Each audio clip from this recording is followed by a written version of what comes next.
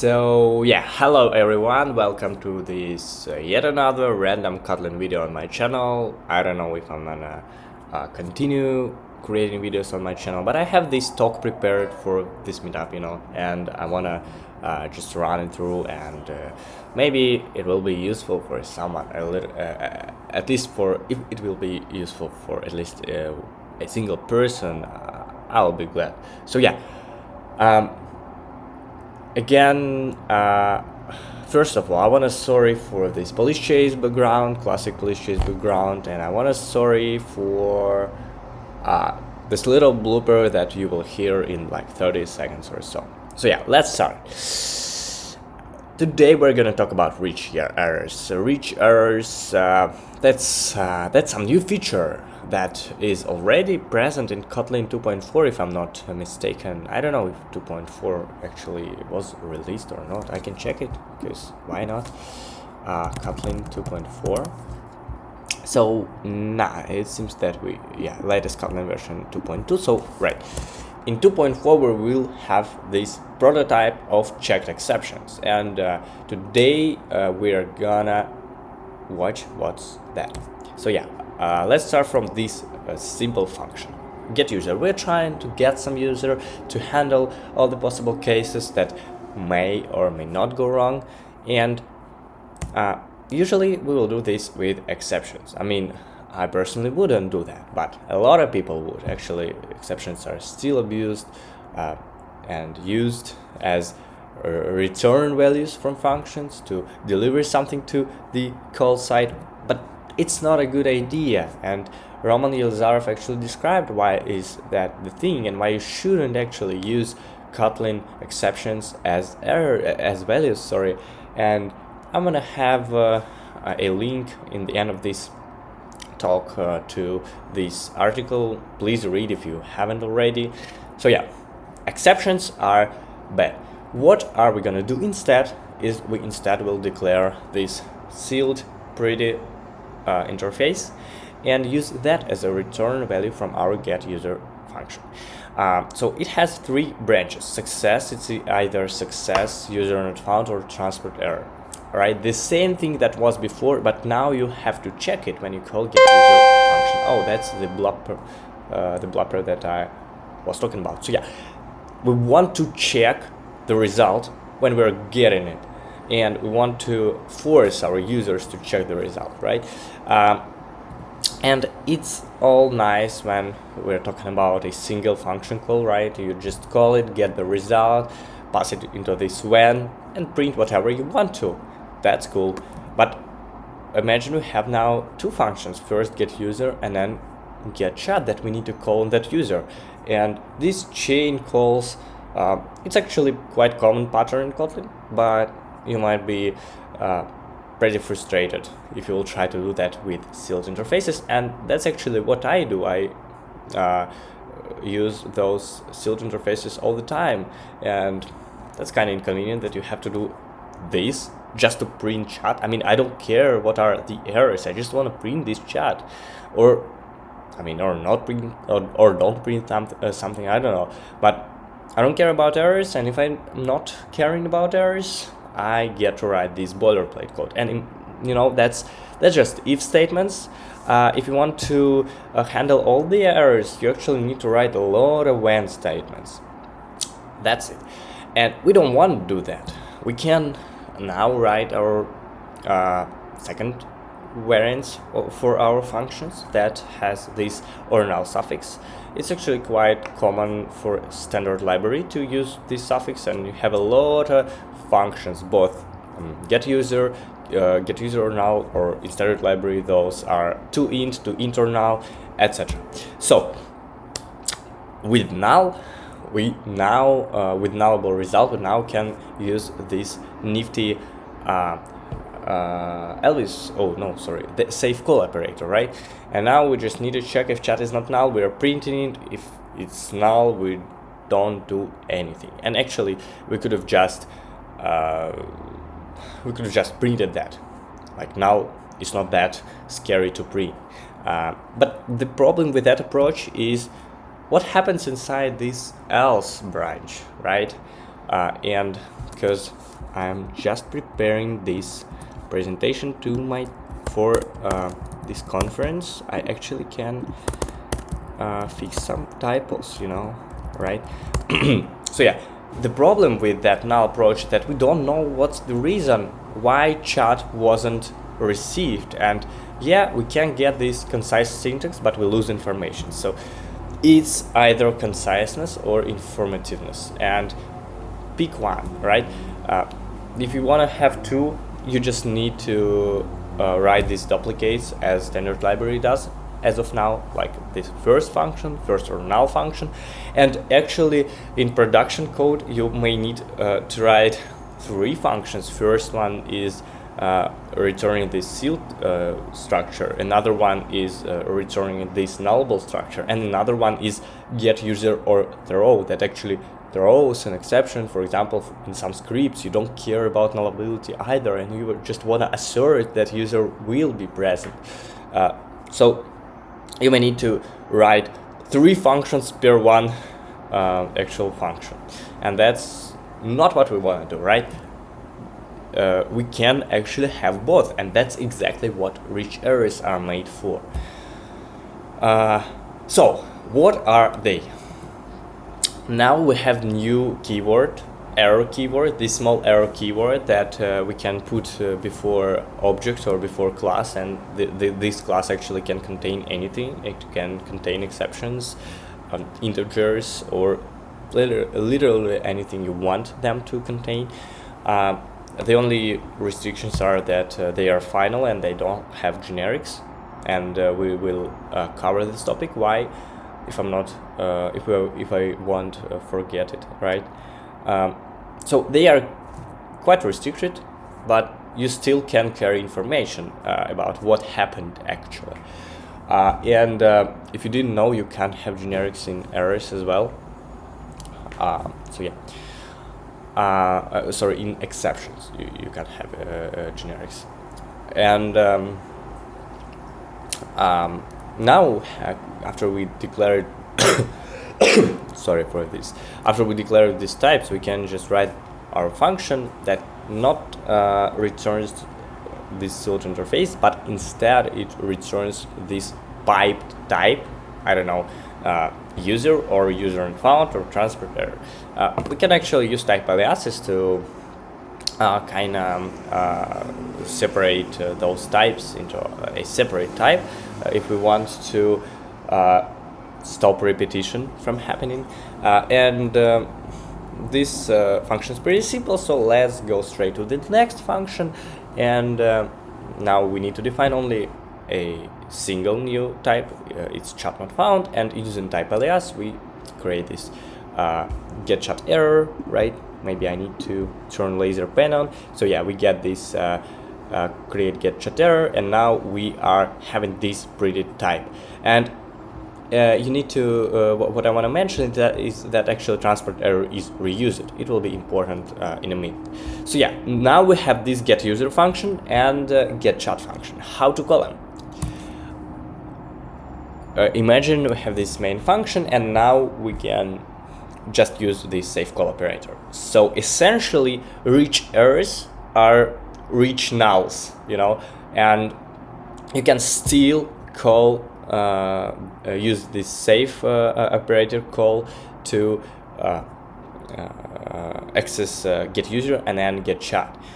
And then this simple chat is chat check that needs to print to make this print line. It's just concise. We still have this conciseness from nulls, but instead in that else branch we have our information as well. We can access what's the reason why actually chat failed. So this actually works using smart casts and this familiar stuff to Kotlin developers, and it knows that this call it's either transport error or user not found. This call it's either transport error, again it's present, so it's there is no meaning to adding it twice, but it's also chat not found in some cases. So that's pretty convenient. We can just write one if, or we can just write a single when. You don't need to duplicate it. If we would have worked with sealed interfaces, we would need two whens, and we need to check for transporter 2 times. Here we can check it just once because the type is shared, right?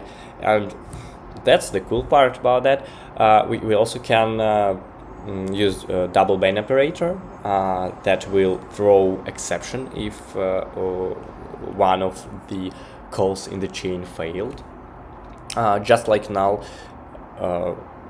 just like with nulls. But nulls actually throw null pointer exception when this call will throw Kotlin error, and we can redefine it. We can override it with operator fun throw that is only available inside error object and classes, and we can throw our custom exception that will say something like a legal state exception, or I don't know, we may want to terminate our program.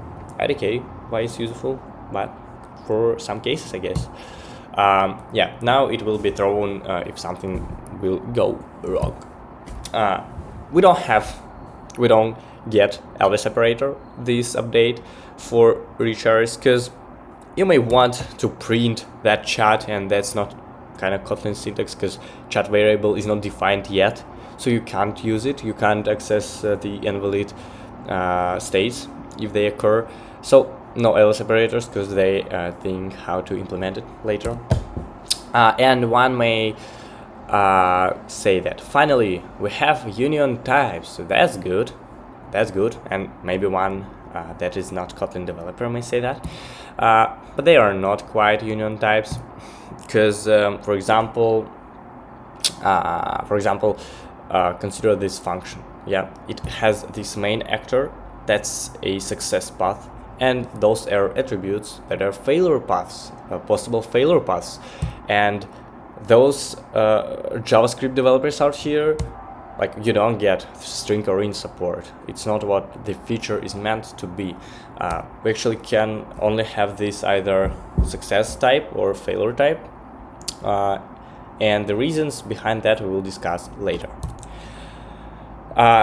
Actually, reach errors instead of unions, it's some kind of syntactic sugar around either that we have in a lot of other programming languages. So imagine this sealed interface for those who don't know, and we have left and right type, and we have either left, either right. You know, that's a pun intended. Right type is the right one. So we can either access error or success value. Right. A lot of languages use that, and in Rust it's called result, not either, but the same idea behind that. So reach errors are just syntactic sugar. But interesting thing is that in Swift, for example, we have these errors. They look like checked exceptions from Java. We can't do that in Kotlin because we already, it will break backward compatibility, so we can't do that in Kotlin. But the thing is that those errors don't even throw exceptions. Those are errors, true error values under the hood. They don't have stack traces. I mean, actually they do, but I don't know how that's achieved. But anyways, we can call that function, and what makes it different from checked exceptions is that you can use it with generics. When I wrote this code, I actually wrote quite a lot of Swift code. Now I haven't done it in a while, so I don't have a clue how this code works. I don't know what's written here, but just believe me that it works with generics. I mean, those who write in Swift can confirm in comments. We have also this Zeek programming language, pretty promising newborn programming systems programming language, right? That's gonna replace C soon, of course. And it has this syntax that looks pretty familiar, and Michael Zarechensky actually referenced to Zeek when presented union types. I By the way, I will leave link to the original Kotlin Conf video in the links section of this talk. So yeah, he referenced that and he said, yeah, it looks pretty like Kotlin did it, but I promise you we didn't steal it. So I believe him, of course. But if we will compare those syntax, the syntax in Zeek and in Kotlin, you'll see that it's pretty familiar. Just a nice thing to have, because Zeek is used already somewhere. I will not say that it's used everywhere, but at least somewhere. So we do know that this idea actually works. And yeah, union types, it's not union types. We will never we will never get union types, untagged union types, of course, because we have tagged union types technically with sealed interfaces and classes, and we can receive some syntax sugar for that as well. But that's I'm talking about string or int again. So why don't we get union types? Because better developer experience, that's what they say. They say that we get better IDE experience. Having this main actor and error attribute, we have this sorry, not syntax highlighting, but suggestions. Yeah, we have this auto-completion stuff that is pretty handy after you got user, or you just want to do this last name or first name, right? And if it would be user or bot, it would be nothing, like toString or their common ancestor. But for me, it's not pretty convincing, right? I don't believe that argument, because I would actually love to see classic union types. And the actual problem that they care about but don't really promote is compiler experience. I mean, I think that it's the real issue, because when discussing that inside like GitHub stuff or discussions at IDK, they actually mentioned that quite a lot of times. So I believe that's the real reason behind that. And yeah, type checking just 34 seconds, that's a lot. I mean, we have more compilation time spent, but compilation can be incremental as well as type checking, I think. But nevertheless, that's a lot of stuff. It's compiled in 500 milliseconds and then it's type checked in 34 seconds. That's a lot. So it's part of the reasons why TypeScript compilers get rewritten to Go, but it will not fix the essential problem. And the essential problem is that TypeScript types are too complex. They have unions, and that's a part of the problem. There was a complex explanation why what's the exact problem, right? But I decided just to throw several cases of what they can achieve in TypeScript types, not TypeScript itself, you know. That's some stuff that's gonna do Turing machine for you just in TypeScript types, like no actual runtime, it's only compile time.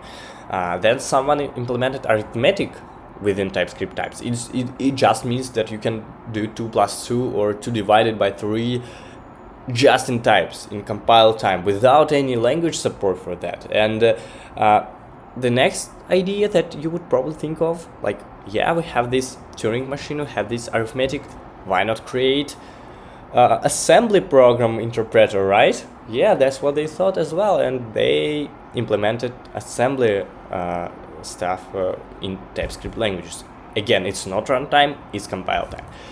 Then they just say that, okay, why not to do a programming language then, and that's what they did.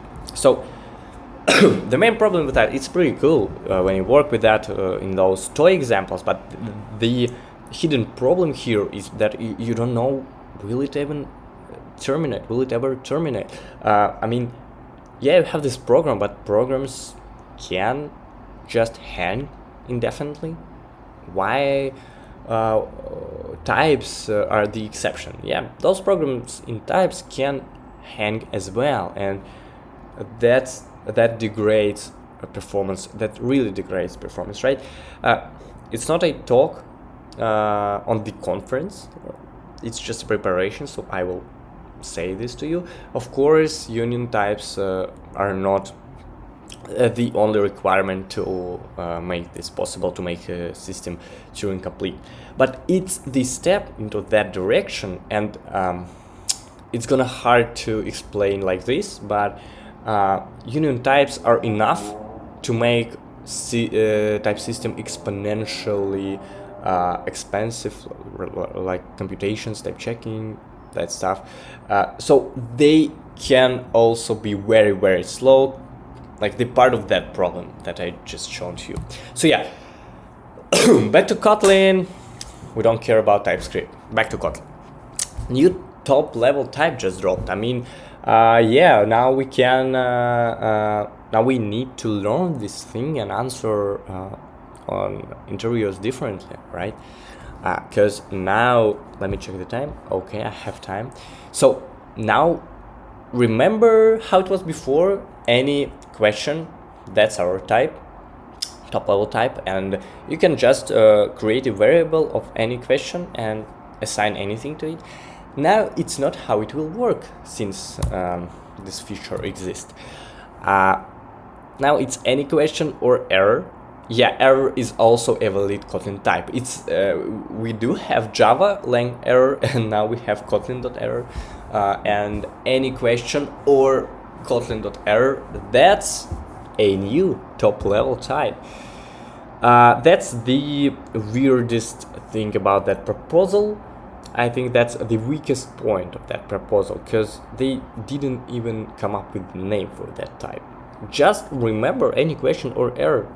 Anytime you want to create a variable that just stores everything, you just need to write any question or error.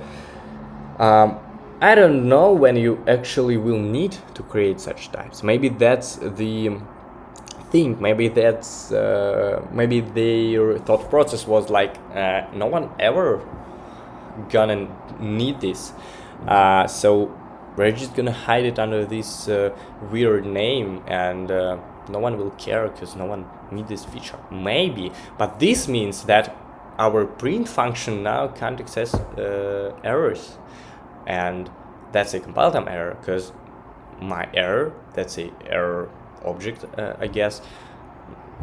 It's not any question, it's error type, and it's a separate type. So you need this to check whether you don't actually have true union types. You need this feature to check that only left type is T, or other stuff are errors, or maybe all stuff is errors, because that's inferred to be unit or error 1 or error 2. But you can't have this T1 or T2, you can't have these real types that are any, and that's why we need them. We need errors to be in a separate hierarchy. You of course you can create this print function that will what will it do? This print function will consume errors, right? But you know, the problem that I'm just thinking about it, and you can call any Java function on that object, because Java object is essentially any question. I mean, I think we will have a lot of problems in that spot when they decided them to be as separate hierarchies, but that's the requirement, I guess. So I don't know, maybe that's costly enough to not make this into the language, but I don't know, right? So learn this, maybe it will be useful for you. Then a little bit of a like bonus feature that we receive, that's a null ambiguity. You know, when we have this nullable list and you call first or null, you don't know whether you have this first element and it's happened to be null, or we don't actually have this first element and we are working with empty list. So you don't know that. With rich arrays, you can get rid of that, because you just say, okay, we have this first function that returns either t or not found, that is error object. And now our check looks like this. We call list.first, then we check if it's not found, okay, it's not found, but else, okay, else we just print it, it's null, okay, we print null. And actually I've shown this feature not to show that you can avoid nulls, you can work with nulls, but actually to show that it might look familiar to you. Because again, we have this code, but imagine if it was written like this. If not found was an exception, and we will declare in our signature that in our function signature that our function throws not found exception, and it returns t. Again, check this out. Check this out. We have this check, or we have this try catch. For those who don't know, that's how checked exceptions in Java work. That's not a valid Kotlin syntax, but you can write such code in Java, and then try catch will be forced by the compiler. You will be forced to say, okay, I'm trying to get this list.first, and if I succeeded, I just print it. But in another case, another scenario, I just print that it's not found. Like, we don't have null ambiguity here, and it's very, very similar. But in Kotlin, we can't have this checked exception, so it will look just like this, without throws, and compiler will not force us to make this check, because throw is a hidden attribute. We don't know whether function throws anything, because we need to read documentation for that, but we don't. We usually don't, so we don't know whether function throws or not. And yeah, JetBrains remove checked exceptions and then just edit them again. Yeah, see, checked exceptions, but a whole different concept that required from them to create this separate top level type. But actually, that's blooper, another one blooper. Okay, so, but actually rich errors are better. They are better, and first of all, they don't have the crazy generation cost, and you shouldn't care about that in 99% of applications, so we will just skip that part. The cool thing is that rich errors do have generic support. Yeah, checked exceptions couldn't be generalized using generics or templates or something like that. That's what made him what made them bad when working with lambdas, because you just want to map this list, and you want to rethrow any error that occurred during the execution of this map, but you can't do that in Java. That's what actually was shown in Swift, that in Swift you can rethrow just any error, but in Kotlin or Java, yeah, we can't. But now we can with rich errors, because consider this example.